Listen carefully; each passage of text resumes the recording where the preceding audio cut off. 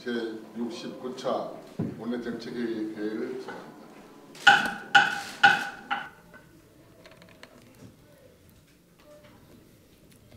어제 이란이 이라크 내 미군 기지 2곳에 미사일 공격을 감행했습니다.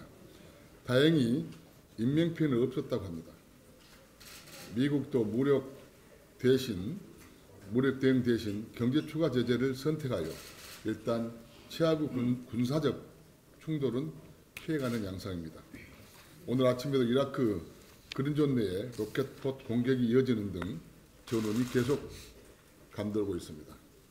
외교부를 비롯한 정부 관계 부처는 최우선적으로 이란과 이라크 및 주변국에 있는 우리 교민들과 진출해 있는 기업들의 안전 확보에 주력해 주시기 바랍니다.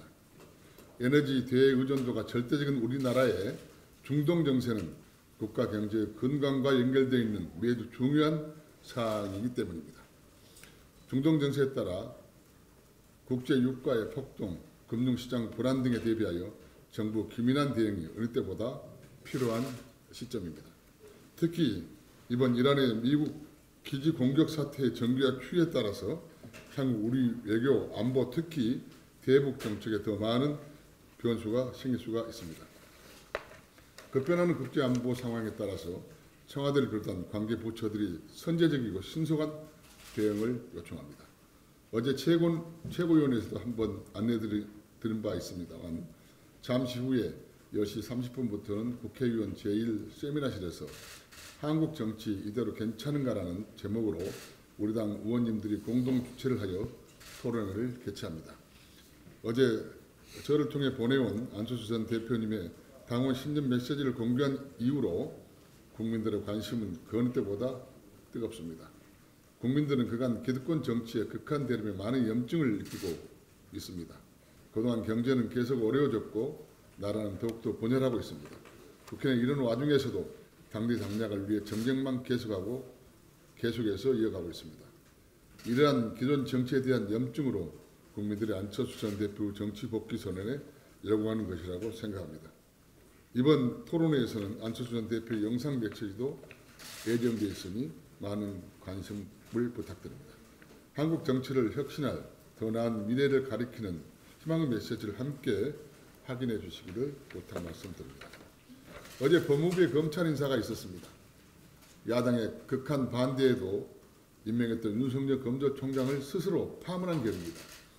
울산시장 선거에 청와대 대선 개입 및 유재수 감찰 무마 의혹 등 현 정권을 대상으로 한 대검찰청 수사 라인이 사실상 모두가 교체되었습니다.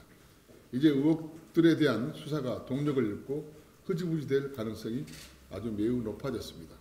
이번 인사에 대해서 국민들의 평가는 대체적으로 매우 부정적입니다. 특히 검찰 내부에서 반발은 매우 큽니다. 현 정권의 위기를 모면하기 위한 이번 인사가 결국 독이 되어 나중에 돌아올 것 같아서 심히 염려됩니다. 어제 자정에는 정세균 국무총리 후보자 인사청문회가 종료되었습니다. 청문위원들과 후보자 모두 수고하셨습니다. 풍부한 연륜과 균형 잡힌 시각, 합리적인 사고로 총리직을 무리 없이 수행할 수 있을 것이라는 의견과 함께 재산과 이권에 관련하여 많은 의혹도 제기되었습니다. 양당 간 이견으로 결국 인사청문회 보고서 채택은 불발되었고 향후 일정도 유정되거나 부디 국회 본회의에서 총리 인준에 대한 현명한 결정이 내려지기를 바랍니다. 오늘 본회의 전에 당의 의총이 예정되어 있습니다. 이 자리에서 본회의에 상정될 검경 수사권 조정 법안과 각종 민생 법안들에 대한 당과 의원들의 입장을 정리하겠습니다.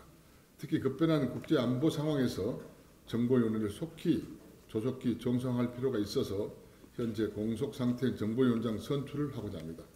의원님들의 현명한 결정을 기대합니다. 오늘 본회의가 예정되어 있습니다만 여야가 여전히 검경수사권 조정법과 유치원 3법의 필리버스터 유지 문제를 놓고 또다시 대립하고 있습니다. 이 엄중한 시기에 원내대표 직무대행을 맡고 있는 만큼 양당 간의 입장차 조율에 최선을 다하겠다고 말씀드리겠습니다. 특히 더불어민주당과 한국당의 자유한국당에 말씀드립니다. 서로에게 협조적인 모습을 보여주십시오. 더 나은 세상을 만들기 위한 정치의 파트너로 서로를 인정해 주시고 신년에는 정상적인 처리를 할 수 있길 바란다는 말씀을 드립니다. 이상입니다. 네, 어제 법무부가 대검 검사급 간부 32명에 대한 승진 전보 인사를 단행했습니다. 한동훈 대검 반부패 강력부장은 부산고검 차장검사로, 박찬호 공공수사부장은 제주지검장으로, 이원석 기획조정부장은 수원고검 차장검사로 전보 조치됐습니다. 윤 총장을 보좌해서 조 장관 일가 비리 수사를 지휘하던 대검 참모진이 모두 물갈이 좌천된 것입니다.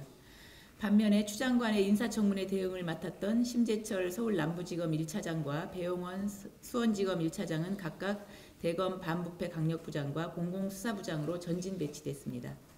문재인 대통령의 대학 동문인 이성윤 법무부 검찰국장은 검찰 권력의 핵심인 서울중앙지검장으로 영전했습니다. 이번 인사의 내용이나 인사가 나오기까지 과정을 보면 검찰에 대한 그리고 윤석열 총장에 대한 경고 메시지와 함께 앞으로 정권 비리를 수사하거나 정권의 심기를 건드리는 검사는 절대 가만두지 않겠다는 의미로 해석이 됩니다. 문재인 대통령은 지난해 7월 윤 총장에게 임명장을 주면서 살아있는 권력의 눈치도 보지 말라고 주문을 했는데 말대로 살아있는 권력 의혹을 파헤친 검사들은 보복하는 폭거가 자행되고 말았습니다. 문재인 대통령은 그저께 신년사에서 포용과 정의, 공정을 강조했습니다. 특히 지난해 조국 사태를 겪으며 국민들이 광장에서 표출한 공정에 대한 요구에 대해서 정부는 반드시 부응하고 불공정을 과감히 개선하겠다고 밝혔습니다. 하지만 결국 말과 행동이 다르다는 것을 다시 한번 보여주고 말았습니다. 문재인 정부는 또다시 국민을 내 편과 네 편으로 갈라놓는 분열의 리더십을 보여주었습니다. 이제는 갈등이 아닌 통합과 혁신을 이룰 새로운 리더십이 필요하다는 점이 다시 한번 여실히 증명되고 있습니다. 정계 복귀하는 안철수 대표와 함께 혁신하고 문재인 정부의 오만과 독선을 걱정하는 국민 모두 힘을 합치는 것이 이번 총선의 시대적 과제이며 우리는 이 길을 힘차게 가야 할 것입니다. 이상입니다. 네, 저는 국방에서 이런 미국 사태에 대해서 말씀을 드려야 되는데 그것보다도 더 중요한 국정 중에서 인사 문제를 정말 짚지 않을 수 없어서 오늘 간략하게 말씀을 드리겠습니다. 이 지금 현 정부의 인사는 그야말로 브레이크 없는 벤스가 돼 있어요.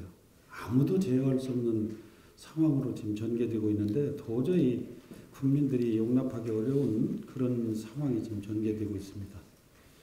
국무총리 청문회도 끝났는데 국회 수장이 국무총리로 가는 것도 현재 삼권분립화해서 이게 도대체 맞는 일인지 이 나라에 국무총리 할 사람이 그렇게 없는 것인지 정말 가관입니다. 가시는 분도 그렇고 임명하는 사람도 그렇고 도저히 이해할 수가 없는 일이 지금 벌어지고 있습니다. 이 나라가 지금 기회는 평등하고 과정은 공정하고 결과는 정의로운지 여러분 국민 여러분 다시 한번 짚어볼 필요가 있습니다. 공수처법을 통과시키면서 그야말로 입법, 사법, 행정을 전부 장악했다고 볼 수 있습니다. 국회는 대통령님 한마디에 줄 서서 오리처럼 병아리처럼 암탉 따라다니는 그런 국회가 됐습니다. 여기에 무슨 협치가 되겠습니까? 검찰개혁이라는 이름하에 법무부 장관 새벽 7시에 임명합니다. 뭐가 그렇게 급해서 했을까요? 어제 인사 보세요. 저는 검찰개혁의 본질은 윤석열 검찰총장이 하는 지금 수사에서 볼 수가 있습니다. 공수처법을 통과시켜서 옥상옥을 만들어 놓고 검찰을 개혁하겠다고 검찰을 또 감시하는 기구가 생기면 그 감시기구는 누가 감시합니까? 행정부 장악했죠. 입법부 이제 청와대 말 한마디면 그냥 다 자동으로 여당이 따라다니죠. 또 사법부 이번에 그렇게 됐죠. 어제 검찰개혁이라는 이름하에 인사 한번 보세요. 우리 김삼화 의원님이 지적하셨습니다만 도대체가 이 살아있는 권력에는 말만 하고 행동만 하면 이건 뭐 가차없이 쳐내려가는 인사 제주도 귀양 보냅니까? 인사권을 유인받았다고 해서 그냥 마음대로 남용하는 게 맞습니까? 국민의 동의, 다수의 동의하에서 국민을 편하게 하는 인사를 해야 되지 않는가요? 또 공수법도 여러분들 우리 언론인 여러분들도 아시겠지만 현역 장군을 포함시켰어요. 가장 정치적인 중립을 요구했던 군 집단의 수장들을 거기에 넣으면 지금 장군들이 어디 보고 근무를 하겠습니까? 자, 어제 인사, 군 이런 문제 전부 지금 인사가 바로 직속상관을 보고 충성하는 게 정부 조직의 원리입니다. 어떻게 돼서 이렇게 청와대로 다 통합니까? 적은 정부 만들겠다고 그렇게 일조되고 지금 청와대의 모든 업무가 다 집중되어 있습니다. 이게 무슨 책임총리, 책임장관제예요? 어제 다행히 다시 청문회를 지금 통과 중에 있는 총리께서 직언을 하시겠다고 해서 참 다행스럽긴 한데 과연 그게 가능할까? 정부에게 경고합니다. 다수의 국민이, 말 없는 국민의 인내도 한계가 있습니다. 그 의미가 어떤 것인지 정부가 확실하게 깊이 깨달아야 될 것입니다. 이상입니다.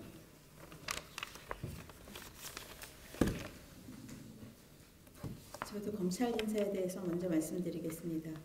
어젯밤 급작스레 정권의 핵심 비리를 수사하고 있는 윤석열 총장과 가까운 검찰 수사지휘부에 대한 좌천 인사가 진행되었습니다. 이는 조국 사태를 위시한 게이트성 정권 비리를 감추기 위한 명백한 독재적 인사 폭거입니다. 거짓 선동에 휘둘린 정권주의의 홍위병들을 앞세워서 이번 인사가 검찰 개혁을 위한 인사라고 포장하고 있지만 누가 뭐래도 이번 인사는 자기들의 정권 비리를 감추기 위한 직권남용 인사입니다. 국민들은 박근혜 정부 때 실세들이 어떤 인사전횡을 저질러서 직권남용, 직권유기로 국정농단을 저질렀는지 똑똑히 기억하고 있습니다. 그런데 이제 또다시 현 정권에서 이보다 더 심한 일이 진행되고 있습니다. 이 같은 폭거에 우리 당 그리고 우리 국민들은 가만히 있어서는 안 될 것입니다. 모두 함께 싸워야 할 것입니다. 함께 해야 검찰 등 사법 장악을 통해서 독재를 완성하려 하는 문재인 정부의 심판을 내릴 수 있습니다. 저 또한 최선을 다해 문재인 정부의 독재적 폭거에 맞서겠습니다. 한 가지만 더 말씀드리겠습니다. 지난 7일 세계 최대 IT 가전 전시회 CES 2020이 개막했습니다. 삼성, LG 등 국내 기업뿐 아니라 구글, 아마존 등 세계 많은 기업들이 참가해서 AI, 자율주행 등 4차 산업혁명 시대 혁신 기술을 선보이고 있습니다. 이번 CES에서는 AI 비서, 하늘을 나는 자동차 등 상상만으로만 그려지던 것들이 등장하며 많은 사람들의 이목을 끌고 있습니다. 세계 산업과 기술은 더욱 빠르게 변화하고 있으며 새로운 기술이 생겨나고 융합하며 복잡하게 진화하고 있습니다. 그런데 우리나라는 아직 그 갈 길이 멀기만 합니다.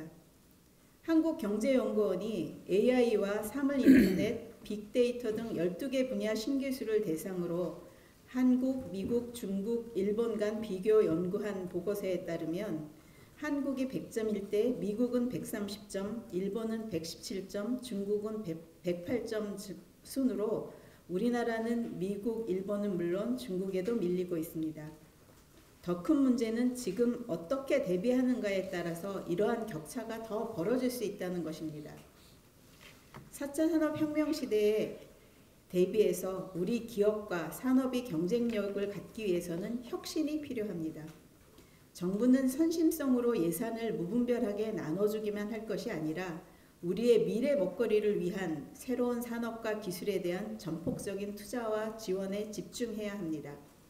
이와 함께 정부가 기업에 대한 자율성을 주고 과감한 규제 개혁 조치가 선행되어야만 기업 역시 혁신할 수 있다는 것을 말씀드립니다. 세계는 이미 미래로 가고 있습니다. 우리 역시 과거의 틀, 과거의 생각에서 벗어나 혁신하고 미래로 나아갈 수 있는 힘을 모아야 할 때입니다. 이상입니다. 아까 인사에 대해서 제가 마무리를 더 고쳐서 한 말씀만 더 드릴게요. 윤석열 총장님께 한 말씀 하고 싶어서 다시 잡았습니다.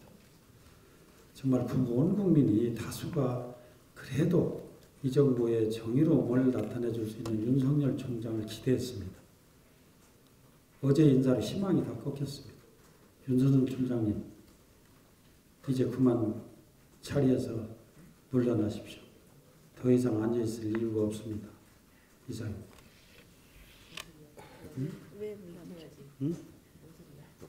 버텨야 되는 거 아니야? 버텨야 되는 거 아니야? 아니 버틸 수 없어요. 손발 다 잘렸는데 뭐 무슨 정의로운 판결이 내려지겠어요. 수사를 하겠습니까?